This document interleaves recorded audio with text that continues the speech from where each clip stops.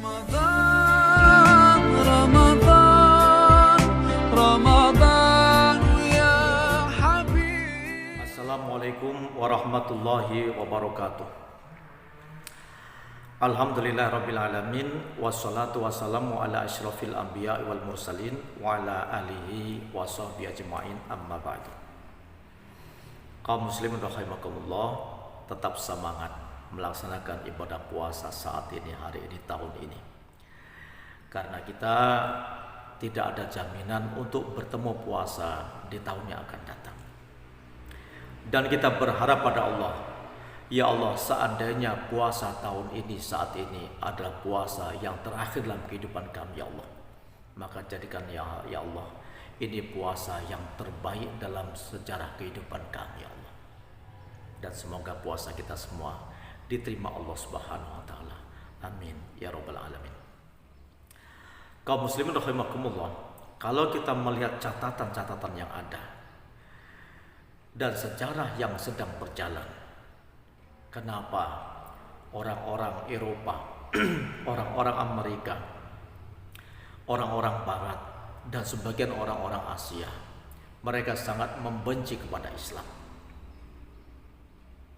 Mereka tidak suka dengan Islam, sehingga ada kalimat Islamofobia. Mereka takut kepada Islam, fobia pada Islam. Satu di antaranya adalah karena informasi tentang Islam yang sampai kepada mereka itu tidak sesuai dengan literatur Islam yang ada. Mereka hanya mendapat kabar berita dari orang-orang orientalis, yaitu orang-orang yang mereka mempelajari Islam, tapi hanya untuk mencari kelemahan dan kekurangan Islam, dan mereka menyebarkan kepada orang-orang di sana. Islam adalah agama radikal. Islam adalah agamanya orang-orang barbar yang siap membunuh kepada orang yang tidak sama dengan agama mereka. Dan Islam adalah agama memperbudak kaum wanita dan seterusnya. Mereka jelek-jelekan Islam itu, sehingga dari generasi ke generasi orang-orang Barat banyak yang benci kepada Islam. Dalam surah As-Saff ayat 8 dikatakan, yuriduna liyutfi'u nurallahi biafwahihim wallahu mutimmu nurihi walau karihal kafirun. Mereka itu hendak memadamkan cahaya agama Allah biafwahihim, dengan mulut-mulut mereka, dengan provokasi-provokasi mereka, dengan fitnahan-fitnahan mereka, memutar balik sejarah yang ada.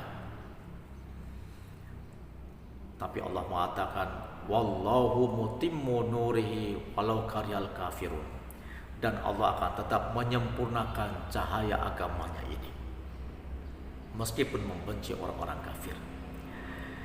Islam akan sampai di hati-hati orang-orang Eropa, orang-orang Barat. Akan banyak yang masuk ke dalam Islam pada tahun-tahun akan datang. Karena semakin terbuka keindahan Islam, semakin terbuka sejarah perumah Islam. Kalau kita melihat bagaimana Al-Quran mendidik kita tentang kemanusiaan, menghargai kemanusiaan, maka surah An-Nisa ayat 1 mengatakan, ya ayuhan nasuttaqu rabbakumul ladzi khalaqakum min nafsin wahidah wa khalaqa minha zawjaha wa batha minhuma rijalan katsiran wa nisaa.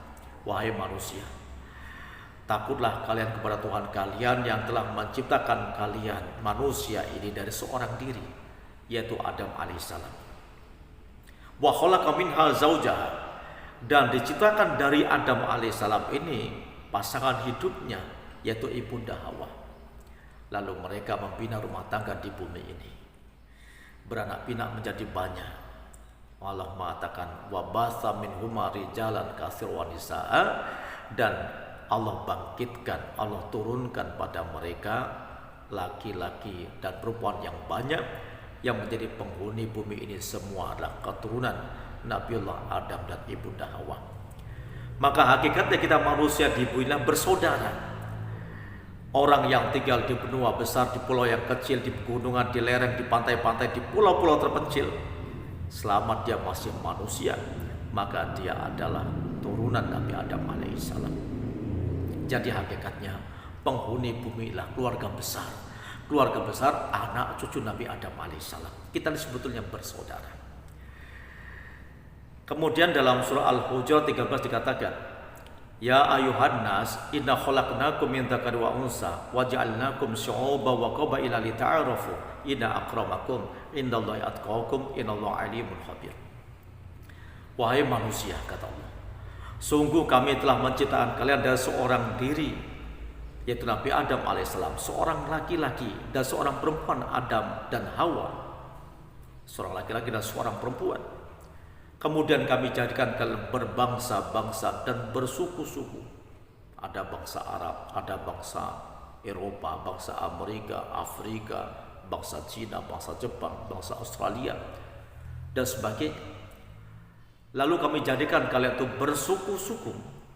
Dari bangsa yang besar, Allah jadikan kalian menjadi qabail, yaitu menjadi bersuku-suku.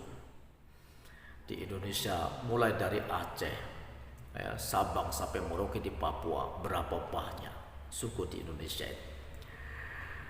Namun hakikatnya Allah ciptakan manusia berbangsa dan bersuku itu adalah untuk lita'arofu, untuk saling kenal mengenal, bukan untuk saling berperang, bertikai, saling membunuh, tidak. Tapi untuk saling kenal mengenal. Alangkah hebatnya dan kuasanya Allah menciptakan manusia dari seorang diri, Adam dan Hawa. Lalu Allah jadikan manusia bisa berbangsa bersuku, punya karakter yang berbeda, punya warna kulit yang berbeda, punya bahasa yang berbeda. Seharusnya kita bertasbih subhanallah. Ini semua ciptaan Allah yang kaya dengan kekuasaan dan tidak pernah kering dengan ilmunya. Semakin sadar kepada Allah SWT. Dan kemudian Allah meletakkan hakikat kemuliaan manusia. Allah firmankan lanjutannya, Inna akramakum indallahi atqakum. Sesungguhnya orang yang paling mulia di antara kalian di sisi Allah adalah orang yang paling takwa di antara kalian. Ini keadilan Allah SWT atas manusia. Meletakkan manusia mulia bukan karena sukunya, bukan karena bangsanya, bukan karena warna kulitnya, bukan karena bahasanya, kedudukan jabatannya, tapi Allah meletakkan kemuliaan manusia itu pada ketakwaan yang ada di hatinya, yaitu ketakwaan, ketundukannya kepada Allah SWT, menjaga manusia itu mulia. Ini keadilan Allah. Maka mulianya bukan karena bangsa sukunya. Orang kulit putih dia takwa, dia mulia. Orang kulit hitam dia pun mulia ketika dia bertakwa. Maka sabda Rasulullah, beliau mengatakan dalam khutbahnya, kullukum min Adam wa Adamu min turab la fadlan li arabin ala ajamin wala abyadu ala suwad illa bitaqwa. Rasul menegaskan dalam khutbah beliau, kalian semua itu berasal daripada Adam dan Adam berasal daripada tanah. Tidak ada yang lebih mulia antara orang Arab di atas orang yang bukan Arab, dan tidak lebih mulia orang kulit hitam, orang kulit putih di atas kulit hitam, kecuali takwanya saja. Rasul bisa mengatakan, kami orang Arab bangsa yang mulia, kita pasti percaya karena beliau utusan Allah SWT dan itu pasti benar. Tapi Rasul mengatakan tidak demikian. Tidak ada yang lebih mulia antara orang Arab di atas orang yang bukan Arab, dan tidak lebih mulia orang yang kulit putih di atas kulit hitam kecuali takwanya. Dalam sejarah Quran disebutkan ada surah Luqman. Luqman namanya Luqman bin Amr bin Saddun. Dia seorang budak berkulit hitam, seorang negro asal Habasyah Afrika. Tapi karena dia seorang hamba yang bertakwa kepada Allah Ta'ala, maka namanya Allah cantumkan menjadi nama satu surah, surah Luqman. Allah tidak peduli siapa dia. Ketika dia bertakwa, Allah muliakan di dunia sementara dan di akhirat yang selama-lamanya. Seorang pejabat dia mulia, dia ke surga. Seorang miskin dia bertakwa, dia mulia, dia ke surga. Seorang pejabat dia khianat, dia tidak ingat kalau Allah Ta'ala, tidak bertakwa, maka dia jadi ahli neraka. Seorang miskin yang khianat tidak bertakwa, dia pun jadi ahli neraka. Inilah keadilan Allah atas kemanusiaan. Dan Allah Rasul dan Allah SWT itu mengajar pada kita dalam Al-Quran bagaimana Allah muliakan kita manusia dan manusia menjunjung nilai kemanusiaan dari Allah SWT. Sehingga surah Al-Maidah 32 mengatakan, Man qatala nafsan bighairi nafsin aw fasadin fil ardi faka'annama qatala an-nasa jami'an. Wa man ahyaha faka'annama ahyan nasa jami'an. Ini ayat yang sangat luar biasa. Man qatala nafsan bighairi nafsin, siapa orang yang membunuh orang yang tidak membunuh, au fasadin fil ardi, atau orang itu tidak berbuat kerusakan di muka bumi ini.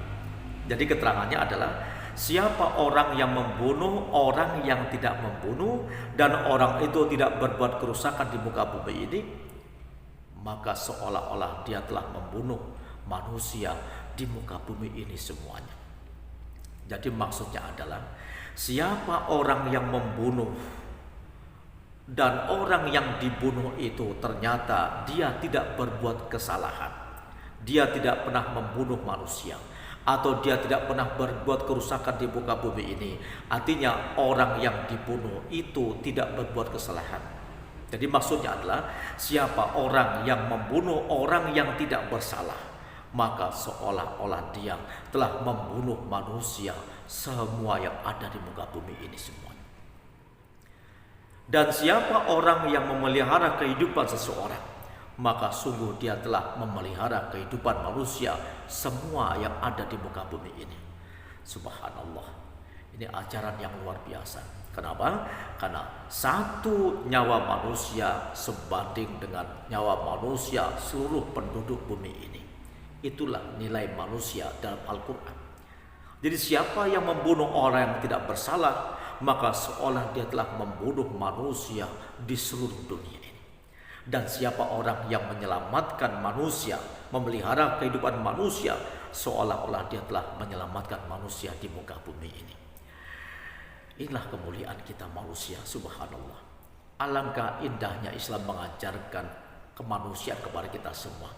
Maka Rasulullah mengatakan dalam sabda beliau yang lain, Innallaha la yanzuru ila ajsamikum wala ila suwarikum walakin yanzuru ila qulubikum wa amalikum. Sesungguhnya Allah tidak pandang pada rupa-rupa kalian, pada jasad kalian, pada rupa-rupa kalian. Sesungguhnya Allah tidak pandang pada jasad-jasad kalian, Allah tidak pandang pada rupa-rupa kalian.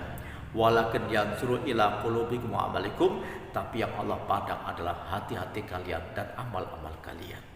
Maka Islam mengajarkan kemanusiaan yang luar biasa, yang seharusnya hari ini berpikir orang-orang intelektual betapa tingginya nilai keislaman bagi manusia ini. Maka bagaimana kita kaum muslim menjadikan Islam sebagai pandangan hidup kita, menjadi tuntunan hidup kita, dan menjadi tatanan kehidupan kita secara pribadi, berkeluarga, bertetangga, berbangsa dan bernegara.